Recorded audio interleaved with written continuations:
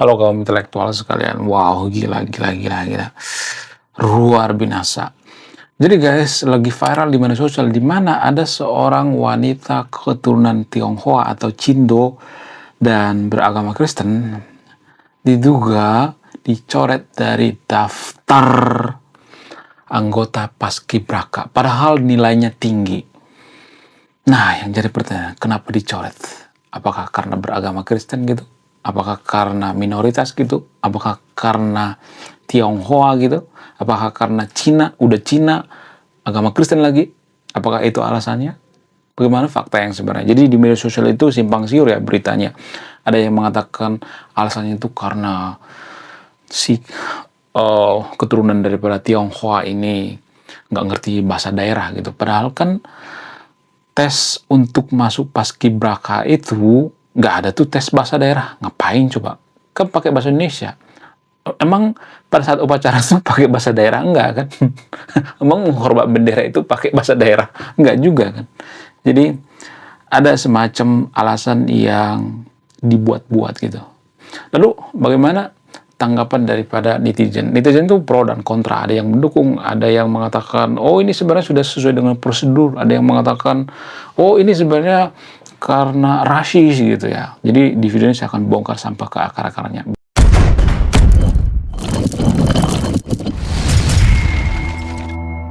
Nama keturunan Tionghoa atau Cindo yang saya masuk ini adalah Kathleen. Dari namanya juga sudah kelihatan ya.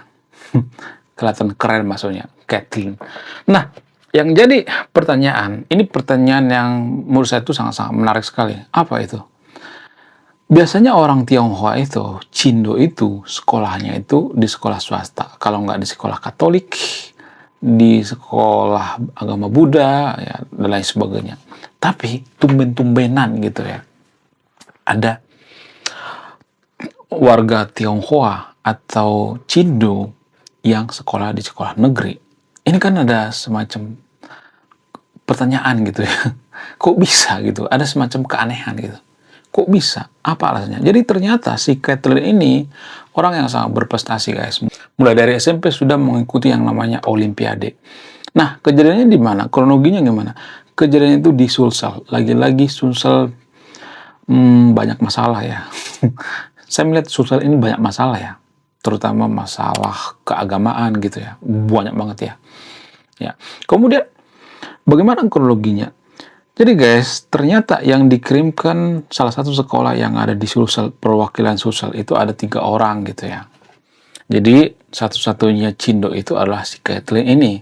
Nah, dari ketiga orang ini, nilai yang paling tinggi itu adalah nilai daripada si Kathleen ini. Tapi anehnya, malah si Kathleen ini yang di-cut gitu. Tidak masuk anggota Paskibraka. Lalu bagaimana tanggapan daripada pemerintah daerah? Pemerintah daerah lumayan gercep ya. Jadi anggota DPR dan yang terafiliasi dengan pemuda-pemudi yang menjunjung tinggi nilai Pancasila, mereka mengatakan, oh ini nggak fair ya, ini nggak boleh ya. Dugaannya ya, menurut keyakinan daripada mereka, ya ini sebenarnya rasis gitu ya. Apakah karena dia Cindo gitu, apakah karena dia Kristen gitu. Jadi gini guys ya, disclaimer on ya, saya tidak mengatakan semuanya ya. Kenapa akhir-akhir ini ada semacam rasisme terhadap suku dan agama? Apa alasannya? Jadi dulu kan nggak ada seperti ini ya, mau Cindo kayak mau apa kayak nggak ada masalah gitu. Tapi kalau saya perhatikan zaman sekarang ini, rasisme dan tingkat kesukuan di Konoha itu makin naik gitu ya. Rasa kesukuan itu naik gitu. Jadi kita berpikir bahwa kalau nggak sesuku dengan kita, nggak semua tapi disclaimer on ya, nggak semua warga Konoha seperti itu ya. Ini hanya di Konoha bukan Indonesia karena orang Indonesia itu anti kritik ya. Jadi kalau saya perhatikan di Konoha itu, makin hari kita tuh makin rasis dengan yang beda agama, dengan yang beda suku gitu. Kenapa bisa seperti itu? Apa alasannya? Apakah ini dipengaruhi oleh lingkungan gitu? Apakah ini dipengaruhi oleh pemerintah gitu? Apakah dipengaruhi oleh orang tua gitu? Apa yang paling mempengaruhi? Jadi menurut keyakinan saya, ini dipengaruhi oleh algoritma media sosial. Jadi media sosial itu sangat mempengaruhi, guys. Sudah banyak kejadian sebenarnya. Di luar negeri ada banyak kejadian-kejadian seperti ini ya. Jadi ternyata media sosial itu mencari yang namanya musuh. Ya, algoritma media sosial itu mencari yang namanya musuh. Jadi bikin orang itu terkotak-kotak gitu ya. Jadi kelompok tertentu ada yang misalnya suka suku tertentu, kemudian ada yang benci suku tertentu gitu. Makanya dulu ada istilah hama gitu ya. Ya, ada istilah Jawa is hama gitu ya. Saya tidak mengatakan Jawa itu adalah hama, tapi dulu kan ada istilah seperti itu ya. Kenapa istilah seperti ini muncul? Apa alasannya? Ya karena kita semakin rasis terhadap suku ya, terhadap agama dan sebagainya. Dulu di Amerika pernah kejadian seperti ini ya. Jangankan negara yang susah maju sampai kiamat seperti Konoha, ternyata negara maju juga pernah mengalami seperti ini, guys. Seperti di Amerika misalnya. Amerika itu antara kulit putih dan kulit hitam pernah ribut, guys. Kenapa bisa seperti itu? Apa alasannya? Jadi secara antropologi ya, mohon maaf bagi interview, nggak semuanya manusia seperti itu ya. Secara antropologi, kita itu sebenarnya manusia yang anti dengan perbedaan. Ini secara antropologi ya. Kenapa bisa seperti itu? Apa alasannya? Jadi pada saat manusia purba, pada saat kita mengalami kehidupan manusia purba, ternyata kita itu sangat anti namanya perbedaan. Kenapa kita harus anti perbedaan? Jadi di otak kita itu sudah tertanam yang namanya kalau kita berbeda itu, oh ini ancaman gitu. Jadi kalau satu geng dengan kita, oh ini teman. Satu suku dengan kita, oh ini teman. Satu agama dengan kita, oh ini teman. Kalau beda agama, oh ini ancaman. Jadi dari dulu sudah tertanam di otak manusia itu, ya dari zaman purba itu, ya kalau satu tim dengan kita itu teman kita, beda tim dengan kita itu musuh kita. Ya, zaman manusia purba itu kan kita itu berkelompok-kelompok. Sehingga apa? Sehingga ini tertanam dalam otak kita. Kita setia dengan kelompok kita dan kita biasanya akan memusuhi kelompok kita, menganggap bahwa kelompok lain itu ancaman. Makanya saya katakan ya secara naluri manusia itu sebenarnya makhluk yang intoleransi. Ya, atau makhluk yang tidak suka perbedaan. Lalu apa yang bikin kita terpaksa harus berdamai dengan perbedaan gitu? Apa? Kedewasaan. Ya manusia modern yang sudah dewasa lah ya sebenarnya yang menciptakan ini. Karena moral itu kan sebenarnya kan tergantung sudut pandang ya. Artinya gini, moral di timur dengan moral di barat itu kan berbeda. Ya walaupun sama-sama manusia, nilai moral suatu bangsa itu kan berbeda-beda. Ya. Di Eropa, kalau orang menaikkan kaki ke meja itu, gak bakalan ada yang marah gitu. Bahkan sekelas presiden sekalipun. Obama itu sering mau naikkan kakinya ke atas meja. Walaupun banyak orang di sekelilingnya. Apakah itu tidak sopan? Enggak, kalau di Eropa nggak seperti itu. Di Amerika nggak seperti itu. Itu biasa aja gitu. Tapi di Konoha gimana? Itu dianggap nggak sopan ya. Kenapa? Karena perbedaan yang namanya nilai-nilai moral atau budaya gitu. Ya. Jadi moral itu yang menciptakan siapa? Manusia gitu ya. Nilai moral itu yang menciptakan manusia. Ya, kelompok-kelompok tertentu gitu. Sama halnya dengan yang namanya perbedaan suku, ya perbedaan ras dan sebagainya. Yang menciptakan ini sebenarnya ya manusia itu sendiri gitu ya. Nah, sama halnya dengan kasus yang terjadi di Konoha. Di Konoha itu kan terjadi kasus yang namanya intoleransi, ya mubarin paksa, ya kemudian menganggap bahwa yang beda agama itu ancaman dan sebagainya. Jadi ini sebenarnya yang mempengaruhi keputusan kita. Saya nggak mengatakan semuanya ya, disclaimer on ya. Jadi itu alasannya kenapa biasanya, nggak semuanya tapi ya, mayoritas itu selalu menindas minoritas. Kenapa? Karena minoritas itu dianggap lemah gitu. Dan itu sudah terbukti di berbagai negara ya. Sama seperti di Eropa zaman dulu ya. Zaman dulu juga seperti itu kok ya.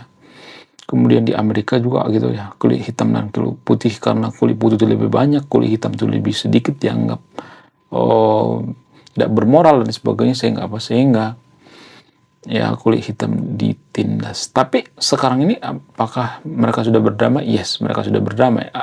Bagaimana dengan Konoha? Apakah kita sudah berdamai dengan perbedaan? Enggak. Kita susah berdamai. Kalau ada yang mengatakan, oh kita sudah berdamai kok, itu pribadi-pribadi ya. Secara overall kalau saya perhatikan enggak. Ya, kalau di depan kita menganggap, ya kita ngomongnya, ya kita toleransi kok ya, apapun agama kita, beda agama kita toleransi kok, tapi di belakang kita sering dikata-katain gitu. Ya, itu kebiasaan daripada warga Konoha. Saya tidak ngarang guys, ya memang seperti itu kok ya. Warga Konoha itu paling suka ngata-ngatain orang di belakang kita gitu. Tidak suka berterus terang, karena itu semacam culture atau budaya. Nah, bagaimana dengan kasus daripada Caitlyn ini? Apakah hal seperti ini akan terus terjadi? Yes, saya meyakini itu. Hal seperti ini akan terus terjadi. Karena apa? Karena ya ini naluri manusia gitu. Lalu bagaimana sikap dari pemerintah? Pemerintah Konoha ya, nggak semuanya tapi di Disclaimer on-nya. Pemerintah Konoha itu lebih cari aman. Mereka lebih memilih berpihak pada mayoritas. Kenapa mereka memilih berpihak pada mayoritas? Untuk mengamankan suara. Jadi kalau pas pemilu misalnya nih ya, pemilu, ya, kalau misalnya mereka kelihatannya nggak berpihak pada mayoritas, maka pemilu mereka nggak akan dipilih gitu. Kalau mereka membela minoritas, mereka akan ya tidak dipilih lagi jadi pejabat gitu. Jadi pejabat itu ya main aman aja gitu. Korbannya siapa? Minoritas. Lagi-lagi korbannya minoritas.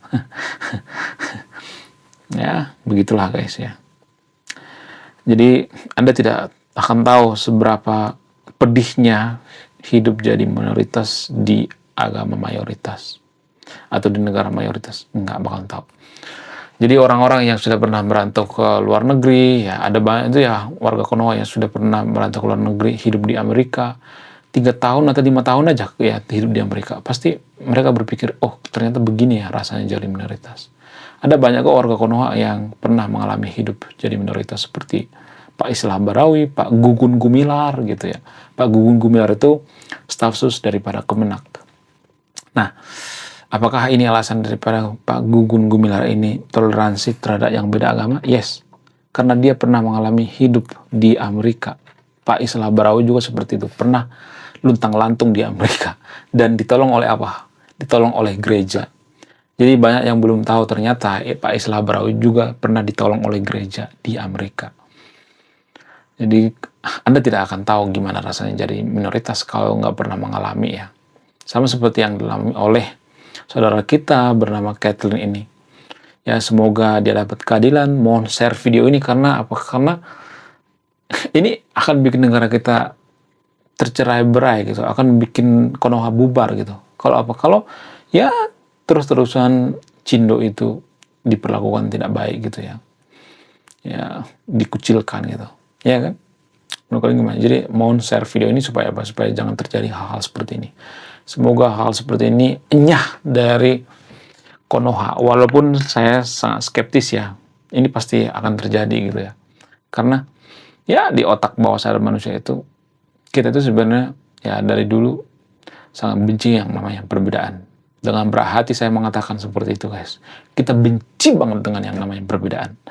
Kita berdamai dengan perbedaan sekarang ini karena faktor daripada evolusi otak. Ya, evolusi budaya. Budaya juga berevolusi guys. Karena budaya mengharuskan kita berdamai dengan yang berbeda agama ya. Jadi ada semacam evolusi budaya atau evolusi otak manusia. Menurut kalian gimana? Coba tulis kolom komentar ya. Apakah si Caitlyn ini layak disebut pahlawan atau tidak? Silakan tulis di kolom komentar. Wah, gila, luar biasa. Akhirnya buku kedua dan ketiga gua rilis juga. Buku kedua gua ini judulnya Budi Tanpa Pekerti. Dari judulnya sudah menarik. Dan kisah daripada buku ini sangat-sangat dilematis sekali. Di mana karakter dalam buku ini bercerita ada 2 pilihan yang sangat sulit. Yang pertama, ketika seorang tokoh dalam buku ini tidak bawa-bawa agama saat kampanye, maka dia bisa dipastikan kalah. Tapi ketika bawa-bawa agama dalam kampanye, ketika dia bawa-bawa kalimat insya Allah, maka dia bisa dipastikan menang. Nah, yang jadi pertanyaan, kalau Anda di posisi karakter dalam buku ini, mana yang Anda pilih? Ini temanya sangat cocok dengan tema channel ini, bahas tentang agama. Kemudian tidak hanya ini juga menarik guys ya, Tanah Luka. Dari judulnya juga udah kelihatan ya, ini cerita penuh dengan luka. Dimana kisah dalam buku ini ada seorang kiai yang sangat-sangat dilematis. Dia bingung memilih antara menyelamatkan hutan atau menyelamatkan 1.000 anak yatim. Jadi kalau Anda di posisi buku ini, mana yang Anda pilih?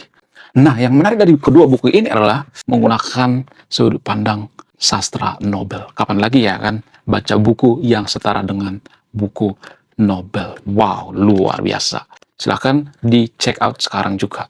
Kalau nggak di check out juga nggak apa-apa. Karena saya nulis buku itu bukan nyari duit sebenarnya. Ya, karena saya pengen berkontribusi terhadap kemajuan bangsa kita. Itu tujuan saya nulis buku ya. Jangan lupa, link pembeliannya ada di pin komentar video ini. Oke guys, sekian video ini. Terima kasih sudah memahami. Saya kaum intelektual, salam rasional.